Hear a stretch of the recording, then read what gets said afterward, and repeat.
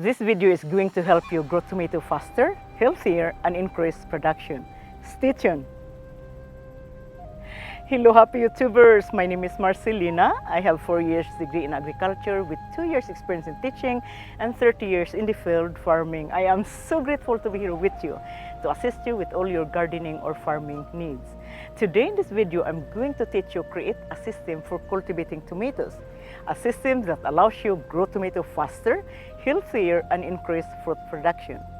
The information in this video you may or may not heard from other sources or read from your search, so I highly recommend to watch the video all the way to the end.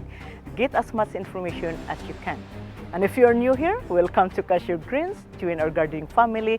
Subscribe to our channel if you haven't subscribed yet. Like the video and share the information with all your friends. All right, let's get into it.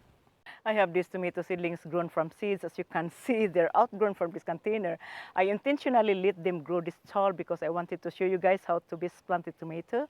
Now, the best time to transplant tomato seedlings should be at least 6 inches tall. If you grow tomato seeds indoor, my first recommendation before transplant is acclimate the seedlings first. This is called the hardening off method, where you place the seedlings outdoors for a couple hours and then bring them back inside. And you will do this in 1 week. This is going to help the seedlings acclimate or adjust to its new environment. Before we transplant the seedlings, let's get to know our tomato first, all right? There are 2 types of tomatoes. And knowing what kind of tomato to grow in the garden is very important, especially for beginners. I have few friends ask me why their tomatoes continue to grow with no fruit, just leaves. So I went to their house and found out that the tomatoes were planted in a container and placed at the back porch where there was not enough sunlight. Tomatoes need at least 8 hours of direct sunlight to be able for the plants to set flower and produce fruit. The 2 types of tomatoes that you guys should know about are determinate and indeterminate. Let me explain between the 2 varieties. Determinate tomato is a tomato where the growing limit is genetically programmed, meaning your tomato knows exactly when to stop growing, when to set flowers, and produces fruit all at once. Indeterminate tomato is a tomato where there is no growth limit, meaning the plant will continue to grow and grow until frost kills the plant. Indeterminate tomato was my favorite vegetable crops grown in the garden when I was in the Philippines, because we have a beautiful climate in the Philippines. So the indeterminate tomato was continuously supplying vegetables for me all year round. So how do you plant a tomato? Coming up. All right, so if you plant the tomato, whether in a container or in the garden, I'm going to show you one method. So I have my 3-gallon container here, so you can grow tomato in a 3-gallon or larger. This is going to give enough room for the root, and make sure that there is a lot of drainage below this container. I grow these tomato seedlings with the GP, and I'm going to separate this. Don't worry about being rough with the tomato because the plant is forgiving. So I had 2 seedlings here, so I'm going to separate this, and I'm going to use this, all right? Now, what I would do to best plant the tomato so the tomato will grow healthier and increase fruit production is to remove the lower leaves like that. Don't worry about the leaves, guys. It will come back. So I only leave few leaves on the top. Now, you need to cover the whole entire stem if you can. I usually cover the whole stem because I want to create a massive root system. So instead of, I'm going to fill this one with soil. So you fill the container with soil halfway.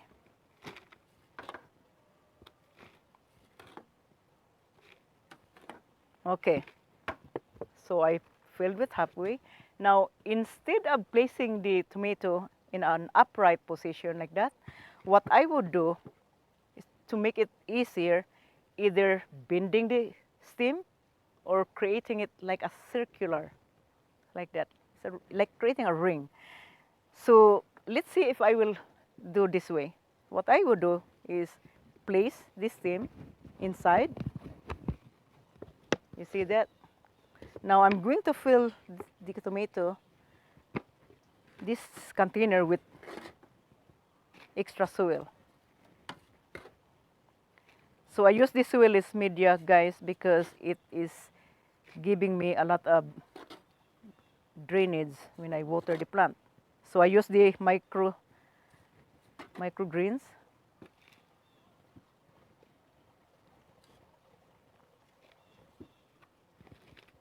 Okay, see that I filled the container, and now I'm going to push this forward a little bit, and just like that.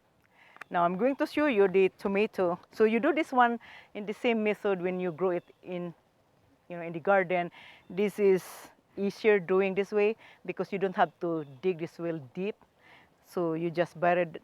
The purpose of burying the most closely entire stem is to create that massive root system, because the more roots plant have, then you have more better absorption, right? Because root is responsible in absorbing water and nutrients. So if you have a lot of roots absorbing those nutrients, then you're more likely that your plant will grow healthier and increase fruit production. So I'm going to show you all my tomatoes here. All right, so when you grow directly in the garden, you do the same thing when you grow in the container. So what I did here, I removed the leaves.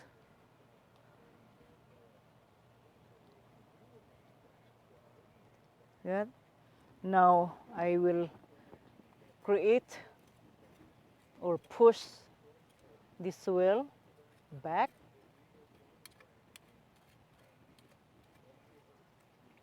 Okay, now what I do, I place the tomato just like that.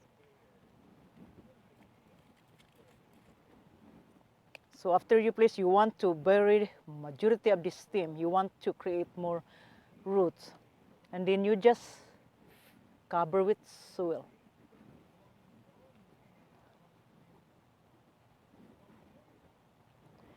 So that's how you grow the tomato.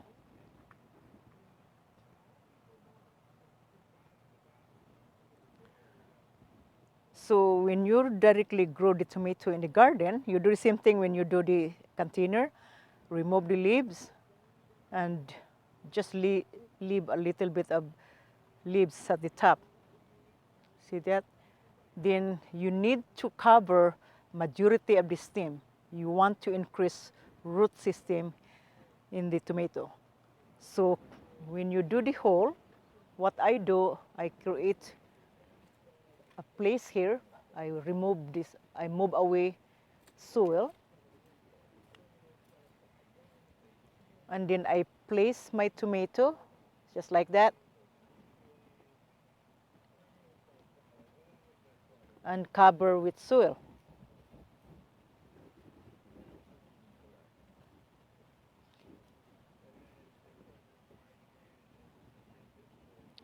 Just like that.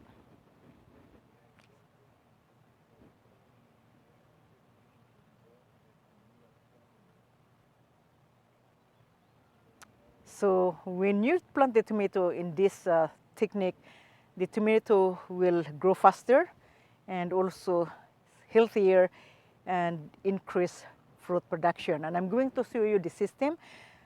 I create a system in my garden, and this is a good system to grow tomato. Since tomato loves water, so to maintain that ability of water, it helps the tomato to grow and set flower and produce fruit.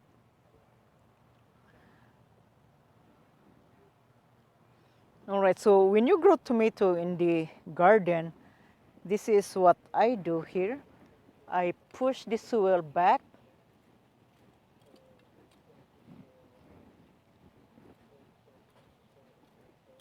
and place the tomato seedling. So you want to make sure that the majority of the stem is covered with soil. You want to increase root production. The more root, the better the absorption. So just like that. That's how easy to plant tomato. So by doing this technique of planting, it will give your tomato ability to grow faster and also becomes healthier and increase fruit production. And I'm going to show you some of my tomatoes. I use System in my garden. Hey guys, Greg Stevens here with you. I'm going to be going over some of the different diseases and physiological disorders that you may come up with when growing your tomato plants. There are several different disorders and diseases that your tomatoes run across, probably three of the most common. The first one I want to cover is the blossom end rot. This is probably one of the most common ones that we come across, what causes it, and some of the symptoms. But two main reasons that you will see blossom end rot, and this is caused from a lack of calcium. It's a calcium deficiency and too much moisture all at the same time. What happens is if your tomatoes are going through a dry period and they're lacking the calcium, then all of a sudden you get a lot of rain, that tomato swells up and it cracks. The blossom end rot, like I said, is from a lack of the calcium. And if you look at the bottom of your tomato, you're going to get a real dark black spot at the bottom of it, and it's rotting of the fruit, and it occurs very quickly during the hot, dry weather, and tends to have the greatest impact on the earliest maturing fruit. Now, one of the best ways you can treat blossom end rot is using a liquid calcium supplement. And a product that I highly recommend is called CalMag, and I will put a link below for this product. This is very, very good, and you want to use about 2 milliliters per gallon of water the first week, and then week 2 and beyond, you're going to use 3 to 5 milliliters mixed in with purified water. You don't want to use chlorine water. The other way another thing you can do is to take eggshells and pulverize it into a very, very fine powder and mix it into the top layers of the soil. This takes a lot longer to be assimilated through the root system, and you might want to try that for a long-term solution, but if you want to get it right now, if your plants are into the flowering stage, you want to get the CalMag in there. All right, the next disease we're going to talk about is called Septoria leaf spot, more commonly just referred to as leaf spot. This is a fungus disease of the foliar part of the tomato, or the leaf, and this begins to break out in late June, early July here in the Midwest, and it starts off with little dark spots on the leaves, and then it turns into a white center spot in the middle, or sometimes the other way around. But it starts off turning yellowish, getting spots all over the place. This is a fungal disease, and this will spread very quickly to the rest of the plant. It usually always starts on the bottom leaves of your tomato plant, which is why you want to start removing the lower branches. When you get a heavy rain, or when you use a watering hose and you're splashing water from the soil that gets on the leaves, this is how it is infected. So we're going to be removing the lower branches on our tomato plants this week as a result of this particular type of a disease. Pre-treatment is easier than treating the plant after it already gets the infection, but neem oil and copper fungicide are the best two things that you can use to treat your tomato plants. Basically, I just spray the bottom branches. I don't even have to go spray the top ones. This is probably the easiest way to treat it. Neem is an organic way. Copper fungicide works real well as well. So that would be my method of treating this disease. All right, and finishing up tonight, I want to talk to you about another fruit disease, which is called anthracnose. Anthracnose, and this is a fungus-causing disease that attacks the fruit. These will appear as spots on the fruit as it's getting into the ripening stage, again caused by a lot of moisture and very humid weather. And this can be not just in the skin, but it can also burrow into the fruit itself. This fungus can harbor over the wintertime in the soil and on diseased tomato vines that are left in the ground, and also in the seed. So sometimes you can do everything right, but the disease is in the seed itself. Nothing you did wrong, and you can still get this. It can be caused from injuries. It can get into the plant through injuries on the plant as well. So uh, again, fungicide and neem oil.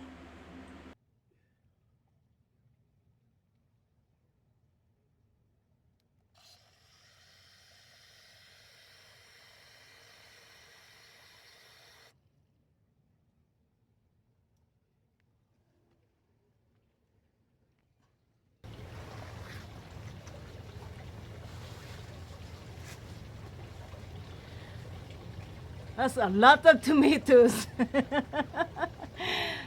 So the tomatoes, guys, do you prune tomatoes? Most people prune tomatoes, but I would do is to remove the suckers. And do you know that you can root the suckers too? So you can grow these suckers tomato to increase your production. And good thing of this type of tomato growing is the use of the wiki system. I have a video on that, guys, on how to build your own wiki grow, and watch that video. It's a very nice video. And also we have a book. Is it in Amazon, right? So the book is in Amazon, how to build your own wiki grow garden.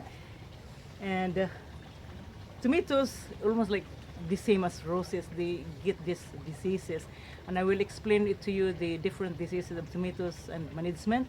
So what I'm going to do here, I will show on the screen. And so here's another fact according to Greg Stevens, that to tell you guys, tomatoes are also great for spraying insects. What you will do is just remove the leaves and put that in the blender and mix with, you know, are you going to mix the You put it in the oil? blender, you strain it, Yeah, and you put it in your sprayer. The he used that type of insects this don't like the smell of tomatoes. he uses that type of insecticide. So I hope this video, guys, help you, and if you have any comments, just write below this video. And if you have any other ideas of growing tomatoes, write that also. So thank you for watching, and see you next week. Bye bye.